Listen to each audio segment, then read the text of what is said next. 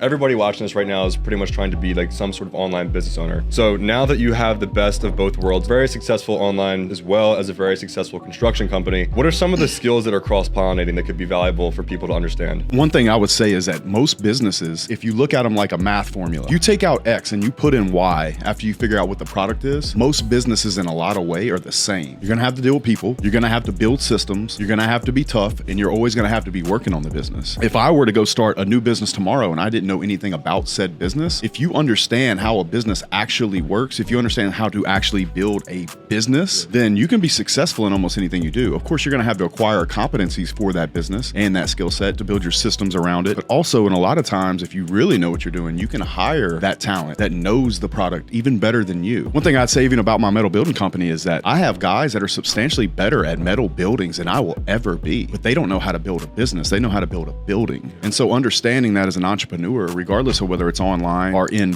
a brick and mortar space, is very, very important. If you can get 30,000 feet and look down at a business and understand how the pieces go together to make the engine run, to make the formula work, solve for money, for profit, then I don't think there's many businesses you can't obtain. I think Elon Musk is a great example of that. Do you think Elon knows how to build a spaceship? No, he knows how to build a business. And for that reason, his businesses can build spaceships and cars. You touched on the point of saying that maybe it's not the best decision for most people. If you have a certain skill set, if you're gonna be a great employee for somebody, you can make just as much as money, if not more, for the guy that's trying to start his own personal brand or run an online business. In terms of you with hiring your employees, I know you have a very stringent kind of hiring process, it sounds like. What do you look for when hiring any sort of employee these days? So you have to make sure that you understand the personality and the type of person that is going to be in the position. As an entrepreneur or a business owner, your job is really to set people up to be graceful. So for example, everybody kind of knows that engineers kind of have an introverted type person. They're not really good with people. They're good with numbers. They're a bit kind of autistic socially. I would never put that person in a sales position. I take the guy that's outgoing, you set him up, put him in the sales position because he's going to flourish naturally. One thing that people often forget, they think that they're going to plug in roles and responsibilities with experience and a college degree that kid was kind of forced into or he thought his parents would like, but it might not naturally match up with who he is as a person. And for that reason, when he goes out into the world, if his true beingness, his true he is as a person doesn't match up with that position in that company's organizational board, he's likely not to be successful because he's not going to have an energy to fulfill the roles and responsibilities of that role. And so a really good entrepreneur knows this and really evaluates this individual to make sure their natural nature lines up with the position, not just their resume, because the resume is a big lie most of the time. Does the person match to this role? Can they be successful? So we look for intention. We do many, many layers of personality. We do many, many loaded questions to take things out of them. We watch how they act in the interview. I'll have people literally come into an office while I'm doing an interview just to see how they respond to the person walking into the room. Do they curl up? Do they join the conversation? Depending on the position. So there's a million things you can do, but understanding as a business owner, your job is to set somebody up to be graceful. So trying to find that true nature to them and then match that to what that position truly needs is really important. In addition, when you're starting out, the best thing you can do is fire yourself from the roles that you don't match up to. So when would you look to hire somebody to kind of fire yourself for that position? When you very first start off, one of the best exercises you can possibly do is build an organizational board to the potential of where you want to go. So build the organizational board 10 years out, like when the company's as big as you think you can possibly get it. Then daily, and as the business goes on, you're going to learn more and more about your business and things you need. So you make a list of all the things that you did that day. Let's say you sent an invoice, then you made a phone call to sell, then you set up some marketing campaigns, and you make this big list. And at the end of the day, you sit down and then you match what the task was with the position in the org board. And then you start to see that company being built out. So that way, when it does come time to hire, you realize what you don't have an energy for, what will give you the best return on investment of capital to grow the business. And then you take that list that turned into an org board and 5 roles and responsibilities for each individual, and then you hand it to a person that matches that personality type. And when I say personality type, I'm talking about an energy for it. I'm not talking about like a Myers-Briggs. The person that has that natural energy for that capacity in that position, you put them in that role. Hiring people are easy. There's no such thing as an expensive employee. You have to do the math on it. If I hired this sales guy and he does these 5 things every day, and I get that measurable given to me every day, and I know that he is performing these tasks, how much revenue does that mean? Good. How much profit? Okay, I paid the guy $100,000 a year, but if he's making 30 calls a day and he brings an extra $1 million, 30% profit, then he made me $200,000 a year when you subtract his $100,000 salary. He's not expensive. So if you can back into that math and really understand the roles and responsibilities of your company and really understand the organizational board and create a report where you you know where these numbers are every day, it's impossible to lose money on a guy unless he flat out doesn't perform, which would ultimately be on you because you picked the wrong guy. And having that accountability is what's going to save you in your business, because hiring employees that don't work out has to be on you, because if it's not, you're giving that power away to other people. Okay, cool. Another question I wanted to ask you is, what made you really make that full-on commitment to making content? Because you were already doing great with construction, right? Yeah. You were just like, all right, I'm going to take this into my life right now. I'm going to add this on to everything else I got going on. What was the main catalyst and main motivating factor for you to start making content consistently? Well, the first thing is like you have to understand the vehicle you're in. So for construction is a vehicle where you can get very wealthy, and real estate is a vehicle where you can get very wealthy. However, doing content and being online allows you to reach people that align with you all over the world, which makes buying real estate easier, which makes doing construction easier. And then if you do an online model where people can buy from you all over the world, then that business model particularly is one of the most explosive business models that there is. So for me, the more I do these podcasts, the more the people that are gonna like me for who I am are gonna want to buy something from me or do something with me or partner with me or bring me a deal that I would have gotten along with if I'd have met them in real life. I think that's the most explosive thing you can do in the world right now, is let the world know who you are and find the subset of people that really align with you and want to do things with you. You mentioned a moment ago, throughout your career and stuff, everybody makes mistakes, and there's always a lesson in mistakes. So throughout all of your years so far, whether it's something online or even something in person, what do you think was the biggest mistake you've had in your career so far, and how did you pivot and adjust from that? There was a time in my career when I believed that all the men that worked for me in the steel business thought like me and wanted the life that I wanted. I wanted to make them all rich. I would try to set up these programs, whether it was life insurance or all these systems that I thought that they would fill out all these checklists and we could grow and maybe become corporate one day and be like the Google of metal buildings. But I wasn't taking into consideration that I wasn't speaking not only their language in life, but I wasn't speaking their money language. Sometimes, as much as you want things for people, they don't want what you want in life, and you can't force it. And you're not gonna change anyone ever. I tried to save a lot of people. I tried to change the way a lot of people thought about life and about business and work, but I was putting a square peg in a round hole. Although it was my best of intentions to give to them, they would laugh me out of the room when I brought the insurance guy there to set up a life insurance plan and do certain kind of profit sharing that would give them long-term compounding interest. They were like, give me a $2 raise. For the longest time around money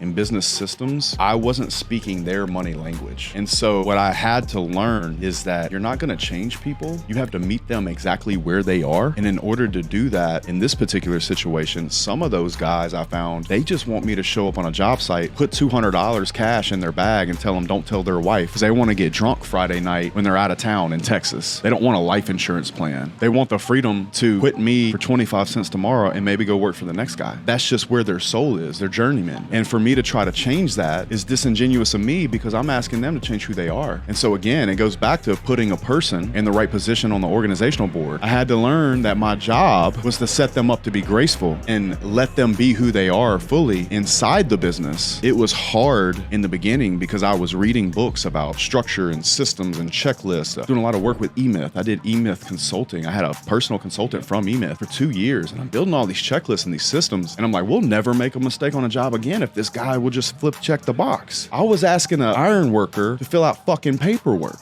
square pegging around hole. Just because I wanted that didn't mean he was gonna do it. And so I had to find systems that would counterbalance that to make it work, which is something we talked about a minute ago. I started hiring women. All my management staff in my construction company are women. The women can fire everybody, particularly one woman that runs the entire company. And I make millions of dollars a year, and this woman is a boss, bro. She will fire every man in my company. If I could give you any advice, especially on the first hire, but if you can find a person that truly has your back, one person, and you truly align, then you both can dance the same song. And once two people are dancing, it's hard for the entire group not to dance to that rhythm, because they know that you and that person cannot be broken. In fact, I would go as far as to say, I would rather take 5 people that we are truly aligned on a vision and a goal and we have each other's back completely than 100 people with 80% intention. My first core value in every one of my companies is intent. And so having those 5 to 10 people that you're really close with and you spend personal time with that are almost family to you. Family has nothing to do with blood.